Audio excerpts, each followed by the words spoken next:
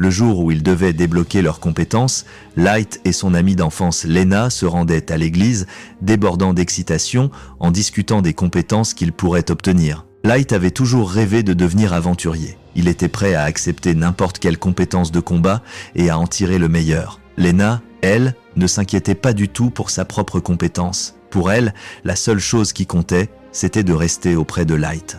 En arrivant à l'église, la Sainte Sœur leur expliqua comment fonctionnaient les fruits de compétence. Dès que vous en prenez une bouchée, la compétence s'ancre dans votre corps et vous garantit un chemin vers tout métier lié à cette compétence. Mais il y avait une règle absolue. On ne peut manger qu'un seul fruit dans toute sa vie. Si quelqu'un en mange un deuxième, c'est la mort instantanée. Beaucoup de gens, dans le passé, avaient été déçus de la compétence reçue et avaient tenté leur chance avec un deuxième fruit. Chaque fois, cela s'était terminé en tragédie. La Sainte Sœur insista avec force. Un fruit vous maintient en vie, le second vous tue. En entendant cela, Lena fut un peu secouée par le danger de ces fruits. Mais la Sainte Sœur la rassura. Tant qu'elle respectait la règle, il ne lui arriverait rien. Les avertissements étant donnés, il était temps de faire leur choix. Lena s'avança la première, prit un fruit et y croqua. Aussitôt, son corps se mit à briller d'une énergie puissante. Une chaleur intense l'envahit, signe clair que quelque chose de grand était en train de se produire. C'est alors que la Sainte Sœur comprit ce que Lena venait de débloquer. Elle avait obtenu la compétence légendaire de Sainte Épéiste. Cette compétence était si rare que la Sainte Sœur n'aurait jamais imaginé en être témoin un jour. Avec ce titre, Lena était destinée à devenir l'une des plus grandes aventurières du pays. Light, fière d'elle, la félicita pour avoir obtenu une compétence aussi incroyable. Mais c'était maintenant son tour. Il s'avança vers l'autel, choisit un fruit, prit une grande inspiration et y croqua. Il ne s'attendait pas à quelque chose d'aussi légendaire que la Sainte Épéiste, mais il gardait l'espoir d'obtenir une bonne compétence de combat. Lorsque la compétence se diffusa en lui, il sentit immédiatement la déception. Il n'était rien de plus qu'un vendeur de fruits. La Sainte Sœur tenta d'être encourageante, mais la réalité était évidente. Les seules batailles de Light seraient contre les oiseaux essayant de voler ses récoltes. Brisé, son rêve de devenir aventurier se désintégra sur place. Il demanda s'il existait une chance, juste une, de goûter un autre fruit, mais la Sainte Sœur refusa immédiatement. Le risque de mort instantanée était trop élevé, et elle ne le laisserait pas risquer sa vie. Lena tenta de lui remonter le moral, disant qu'elle était prête à rester au village et à cultiver la terre avec lui. Peu importait ce qu'ils feraient, du moment qu'ils étaient ensemble. Mais la Sainte Sœur coupa court à cette idée. La compétence de Sainte Épéiste était un don qui n'apparaissait qu'une fois par décennie, et il était hors de question de la gaspiller dans des champs. Elle insista pour que Lena devienne aventurière pour le bien du royaume et alla encore plus loin en déclarant qu'elle l'escorterait immédiatement jusqu'à la capitale royale afin de commencer sa formation. Lena n'eut pas la force de s'y opposer. Elle fut donc emmenée, mais avant de partir, elle fit la promesse à Light qu'un jour, elle reviendrait pour lui. 3 mois passèrent, et Light faisait de son mieux pour s'adapter à sa nouvelle vie. Il mettait toute son énergie dans l'agriculture, utilisant sa compétence pour faire pousser de gros raisins. Lorsqu'ils étaient mûrs,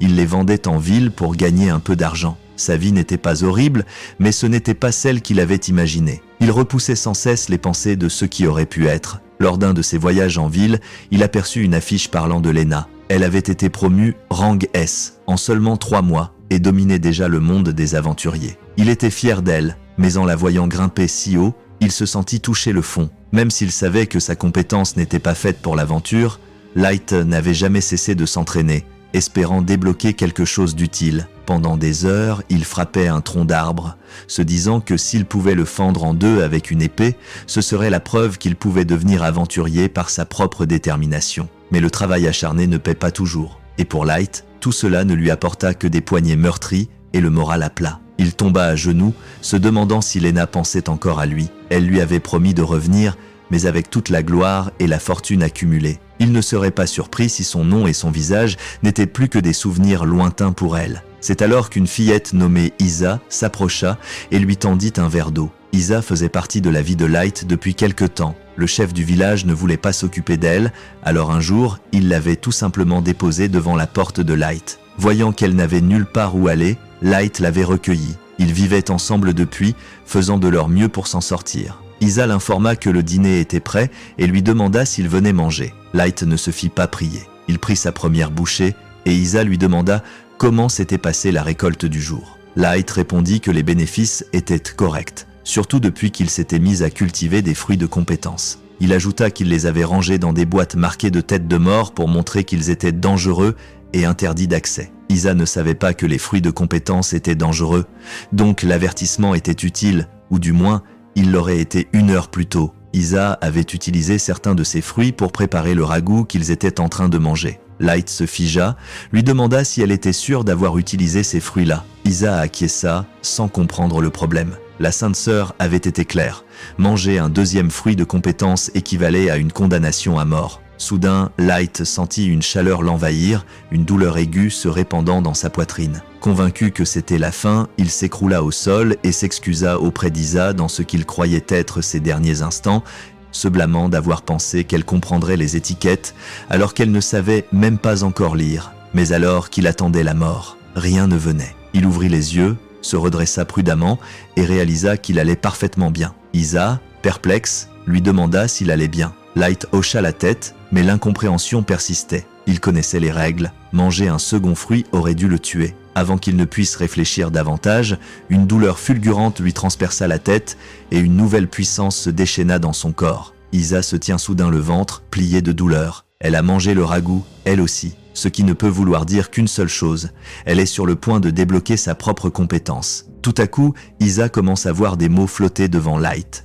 Elle lit à voix haute des informations concernant la compétence maîtresse du fruit de Light. Il s'avère qu'en plus de pouvoir faire pousser des concombres par magie à partir de rien, la compétence de Light le rend totalement immunisé à tous les poisons liés aux fruits. Light est sous le choc et lui demande comment elle sait tout ça. Isa explique qu'elle voit ces mots flotter devant ses yeux, et Light comprend qu'elle a dû obtenir une compétence d'analyse, après Zal. Elle continue de lire et tombe sur quelque chose d'encore plus fou. Light possède maintenant une 2e compétence. Elle lui annonce que cette compétence s'appelle Dieu de l'épée, Sword God. Cette nouvelle compétence augmente énormément la puissance d'attaque de Light lorsqu'il tient une épée et lui confère aussi une résistance magique très élevée. L'esprit de Light s'emballe. Si ce qu'Isa dit est vrai, alors son rêve de devenir aventurier peut enfin se réaliser. Il attrape son épée et sort immédiatement pour l'essayer. Il lève la lame, frappe une seule fois et tranche non seulement la souche d'arbre, mais aussi l'énorme arbre derrière,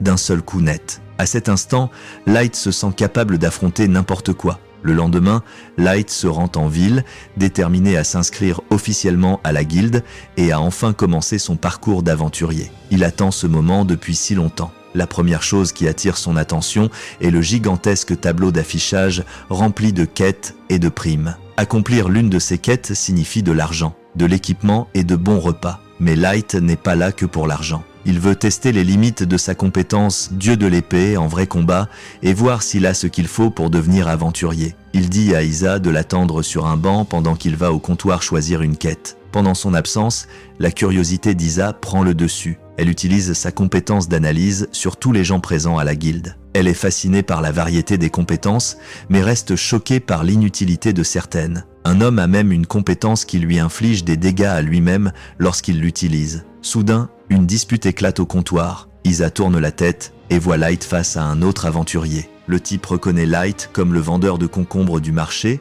et se moque ouvertement de lui, affirmant qu'un gars comme lui n'a rien à faire dans une guilde d'aventuriers. Light ne répond même pas. Il reste calme et dit à Isa qu'ils s'en vont. Cela rend l'autre encore plus furieux. Au lieu de laisser tomber, il dégaine son épée et tente de frapper Light. Mais grâce à sa compétence Dieu de l'épée, Light bloque l'attaque sans effort. Le type n'en revient pas. Il pensait clairement envoyer Light à l'hôpital aujourd'hui. Les membres de son groupe interviennent, réalisant que Light n'est pas quelqu'un à provoquer. Ils lui disent de laisser tomber, que ce combat ne mènera à rien. Pour sauver les apparences, le gars prétend qu'il n'avait pas l'intention de faire de mal à Light. Lui et ses amis s'en vont pour partir en mission. Une fois qu'ils sont partis, Light et Isa quittent la guilde à leur tour. Light a réussi à obtenir une quête, alors il se dirige vers les plaines rocheuses. Light est surexcité, il va enfin voir un monstre de près. Conscient des risques, il dit à Isa de rester près de lui et de rester vigilante. Très vite, il repère leur cible, un slime posé un peu plus loin. Light tente d'abord une approche discrète, mais le slime le remarque quand même. Alors il change de tactique et fonce directement à l'attaque. Grâce à sa force boostée, il coupe le slime en deux d'un seul coup. mais sa frappe est tellement puissante qu'il fend aussi le sol en dessous. Il est ravi de voir que sa compétence fonctionne si bien en combat, mais il sait qu'il devra apprendre à se retenir pour éviter des dégâts inutiles. Isa le félicite pour avoir terminé sa première quête, mais Light lui rappelle que ce n'est pas fini. Ils doivent découper le slime et ramener ces morceaux à la guilde pour être payés. Isa hésite, triste à l'idée de découper la créature. Light lui rappelle doucement que vendre les morceaux leur permettra de s'offrir une pizza. Avec cet argument, Isa met de côté sa culpabilité et se met au travail.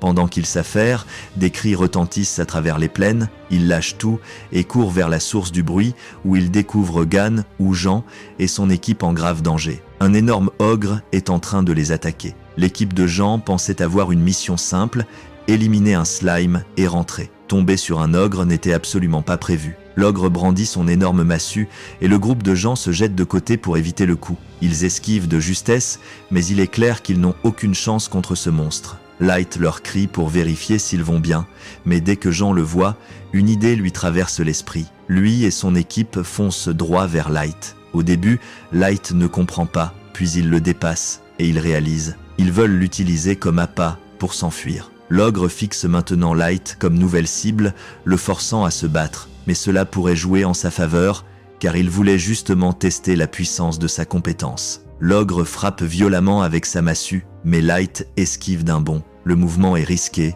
et Isa lui crie de faire attention. 11 kills de dieu de l'épée augmente sa puissance d'attaque, mais pas sa défense. Un seul coup de cette chose, et c'est fini pour lui. Même avec le danger, Light refuse de reculer. Il a un objectif. Devenir le plus grand aventurier du monde, et s'il veut y arriver, il doit affronter ce genre de défi de face. Maintenant qu'il s'est habitué à sa nouvelle force, il saute dans les airs, et lorsque l'ogre l'attaque, il coupe sa massue en deux d'un seul coup. Guidé par son objectif, Light sait qu'il ne peut pas s'arrêter là. Il est déterminé à rattraper Lena pour qu'ils puissent être ensemble à nouveau. Dans un geste fluide, il abat son épée et tranche l'ogre en deux. Jean et ses amis observent toute la scène depuis un endroit sûr, sur une colline voisine, trop choqués pour bouger. Un peu plus tard, Light retourne au guilde pour échanger les parties de l'ogre contre de l'argent. Mais lorsqu'il dit à la réceptionniste qu'il a vaincu l'ogre seul, elle le regarde comme s'il plaisantait. Il prouve ses paroles en sortant la corne de l'ogre qu'il a ramenée. En plus de ça,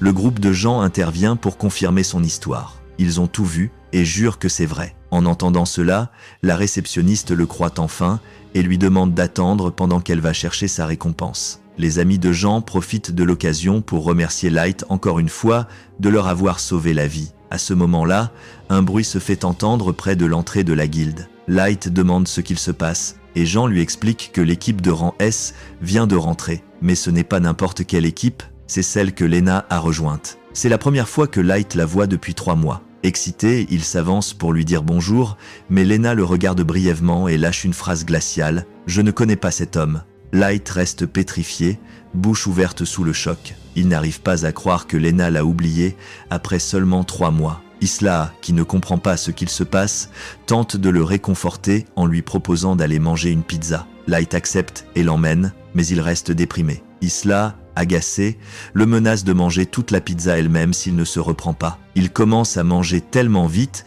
qu'il finit par s'étouffer. Heureusement, quelqu'un lui tend un verre d'eau. Lorsqu'il lève les yeux pour remercier, il se fige de nouveau. C'est Lena. Light s'apprête à crier son nom, mais Lena lui couvre rapidement la bouche, lui murmurant de se taire, sinon Groose pourrait les entendre. Elle s'assoit à leur table et Isla, ravie de la rencontrer enfin, se présente. Curieuse et taquine, Lena s'apprête presque à demander à Light s'il a trouvé un raccourci vers la parentalité pendant les 3 mois où elle était partie. Mais avant qu'elle puisse finir, Light la coupe en exigeant de savoir ce qu'elle fait ici. À vrai dire, Lena se pose exactement la même question à propos de Light, car elle ne s'attendait pas du tout à le croiser à la guilde. Light, fier, explique que lui et Isla sont désormais aventuriers. Il lui raconte toute l'histoire de l'incident du fruit de compétence et comment il a obtenu une seconde compétence. Lena semble vraiment heureuse pour lui, sachant que cela signifie qu'il peut enfin poursuivre son rêve. Quand Light lui demande comment se passe sa vie avec l'équipe de rang S Sacred,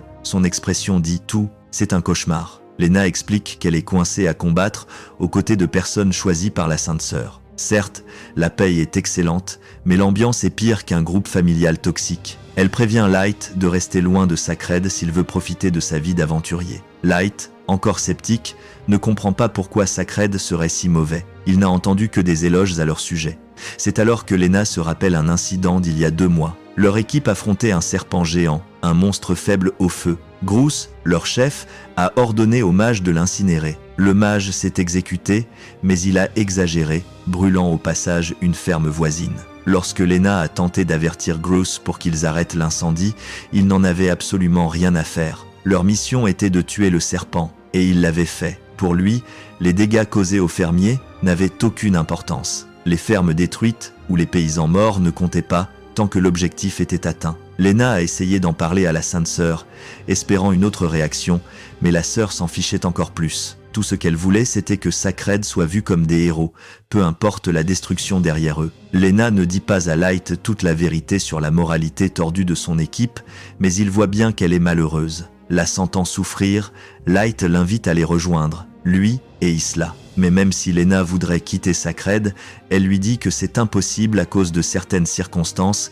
qu'elle ne peut pas expliquer. Elle prétend que tout va bien, mais Light voit les larmes dans ses yeux. Il est clair qu'il se passe quelque chose de grave, mais Lena ne veut pas lui imposer ses problèmes. Elle se lève et quitte la table, mettant fin à la conversation. Un peu plus tard, Light retourne au comptoir pour récupérer sa récompense pour avoir vaincu l'ogre. On lui remet 10 000 pièces d'or plus d'argent qu'il n'en a jamais vu de sa vie. Mais malgré cette énorme somme, Light n'arrive pas à être heureux. Il pense à Lena et à ce que Sacred lui fait subir. Isla lui suggère que si Lena ne veut pas lui dire ce qu'il se passe, il devrait aller directement à la source. Elle lui montre que la porte du salon de Groose est grande ouverte. Curieux et déterminé, Light s'approche du salon et entend Groose, installé avec 2 femmes, en train de se vanter de ses soi-disant batailles légendaires. Il raconte comment lui et son équipe ont chassé un grizzly maléfique, utilisant un énorme inferno pour le brûler avant de lui porter le coup final lui-même. À ce moment, la réceptionniste arrive pour parler des plaintes des villageois vivant près du lieu du combat. Elle explique que la magie de feu de Sacred a complètement asséché la réserve d'eau du village, les laissant sans eau. Groose rejette la plainte, prétendant que les dommages collatéraux font partie des combats contre de puissants monstres. Mais en réalité, il n'en a rien à faire. Il prend même plaisir à rendre la vie plus difficile aux faibles qu'il considère inférieurs à lui. Light entend tout et sa colère monte. Il sait que Lena ne pourrait jamais ignorer les souffrances des gens ordinaires. Ce qu'il vient d'apprendre sur Sacred ne fait que renforcer sa détermination à découvrir la vérité et aider Lena à se libérer de leur emprise. Light fait irruption dans le salon, exigeant que Groose laisse Lena quitter Sacred en soulignant à quel point elle souffre. Groose réagit à peine, rejetant les paroles de Light comme des absurdités. Au lieu de ça, il appelle la sécurité pour expulser Light du salon. Isla se précipite vers Light et lui demande s'il va bien. Light n'est pas blessé physiquement, mais d'autres aventuriers l'attrapent pour le prévenir. S'en prendre à Groose est dangereux. Certes, c'est un crétin, mais il est protégé par la Sainte Sœur. Si elle t'en veut, ta carrière d'aventurier est terminée. Le lendemain, tous les membres de Sacred sont réunis dans le salon, occupés à s'auto-féliciter. Lena, cependant, ne peut s'empêcher de repenser aux paroles de Light quand il lui a dit de quitter Sacred si cela la rendait malheureuse. Finalement, elle rassemble tout son courage, se lève devant tout le monde et déclare que c'en est fini. Elle veut vivre selon son propre code moral en tant qu'aventurière, et cela signifie quitter Sacred immédiatement. Sans attendre, Lena commence à marcher vers la sortie, mais avant qu'elle ne puisse partir, Groose lui bloque le passage, le visage déformé par la rage. Il menace de la tuer pour avoir osé le défier. Lena attrape instinctivement son épée pour se défendre, mais hésite. Même avec son skill de sainte de l'épée, elle sait qu'elle ne peut pas battre Groose en duel singulier. Sans alternative, elle relâche la poignée de son arme et recule. Groose la frappe violemment, la jetant au sol, puis lui fait un discours condescendant, lui disant qu'elle doit persévérer pour le bien de toutes les personnes que leur équipe sauvera un jour. Il lui ordonne d'accepter sa place et de continuer jusqu'au jour où elle mourra au combat. Plus tard dans la journée, le groupe Sacred se prépare à quitter la ville. Lena s'est résignée à vivre sous le contrôle de Groose. Mais au moment de partir, ils trouvent leur chemin bloqué par Light. Groose, excédé, exige de savoir pourquoi Light est sur leur route. Light calme mais déterminé, dit qu'il est venu récupérer son ami. Il dit à Lena que lui et Isla prévoient de partir chasser des monstres et qu'ils aimeraient qu'elle se joigne à eux. Après tout, ils s'étaient promis de devenir aventuriers ensemble et il compte bien tenir sa promesse. En entendant cela, Lena se souvient de la promesse. Elle veut partir avec Light, mais la peur la retient et elle le supplie de partir avant qu'il ne se fasse blesser. Voyant Lena refuser, Groose dit à Light de dégager avec un sourire hautain. Mais Light ne recule pas. Il s'avance et déclare un défi. Il veut un duel contre Groose pour libérer Lena. Groose rejette d'abord l'idée, jugeant Light comme un parfait inconnu indigne de son temps. Mais lorsque Light le provoque, en lui demandant s'il a peur de perdre contre quelqu'un d'aussi insignifiant, Groose ne peut pas laisser passer un tel affront en public. Furieux, il accepte le duel, déterminé à faire de Light un exemple. Pour pimenter les choses, Groose impose une condition. Si Light perd, il sera banni à vie de la guilde des aventuriers et exilé de la ville. Light accepte sans hésiter, mais Lena le supplie d'abandonner. Elle ne croit pas qu'il puisse gagner contre quelqu'un d'aussi compétent que Groose à l'épée. Groose sourit et dégaine son arme, prêt à attaquer. Avant que le combat ne commence, Isla analyse Groose et prévient Light qu'il possède le skill suprême, vitesse. Elle explique que ce pouvoir lui permet de réduire instantanément la distance entre lui et ses adversaires, ce qui le rend incroyablement dangereux. Light prend une grande inspiration et se met en garde. Pour être équitable, il annonce ses propres skills, maître des fruits et dieu de l'épée. Groose éclate de rire, refusant de croire que quelqu'un puisse avoir deux skills. Le combat commence et Groose disparaît en un instant, réapparaissant juste devant Light. Son premier coup est si rapide que Light le voit à peine, mais parvient à le bloquer. Groose enchaîne avec une rafale de coups qui oblige Light à rester sur la défensive. Light tente de mettre de la distance, mais la vitesse suprême de Groose lui permet de combler l'écart en un éclair. Il apparaît derrière Light et lui assène un coup de genou brutal sur le côté, ne laissant aucun répit. Light peine à suivre, admettant que Groose est incroyablement fort, mais refuse d'abandonner. Il charge, déterminé à toucher au moins une fois, mais Groose esquive facilement. Déséquilibré, Light se retrouve ouvert et Groose détruit son épée d'un seul coup précis. Son arme brisée, le duel semble terminé. Groose, sûr de lui, se tourne vers Lena et lui propose un marché. Il épargnera la vie de Light si elle lui jure une loyauté éternelle jusqu'à la fin de ses jours. Light, encore debout malgré tout, crie à Lena qu'elle n'a pas besoin de faire ça. Il promet qu'il trouvera un moyen de gagner, même sans armes. Touché par sa détermination, Lena choisit de croire en lui, convaincu qu'il trouvera un moyen de l'emporter. Groose, exaspéré par ce qu'il considère comme un manque total de respect, décide d'en finir avec Light au prochain coup. Désarmé, Light regarde autour de lui et attrape un balai qu'il prend des mains d'un spectateur. Groose se met immédiatement en colère, pensant que Light se moque de lui, et il n'a pas tout à fait tort. Light aurait pu demander l'épée de Lena. Après tout, le public observe en silence, choqué, se demandant si Light a réellement l'intention de combattre avec un simple balai. Dis-moi dans les commentaires que sera l'issue de ce duel. Merci d'avoir regardé et n'oublie pas d'activer la cloche de notification pour la suite de ce duel.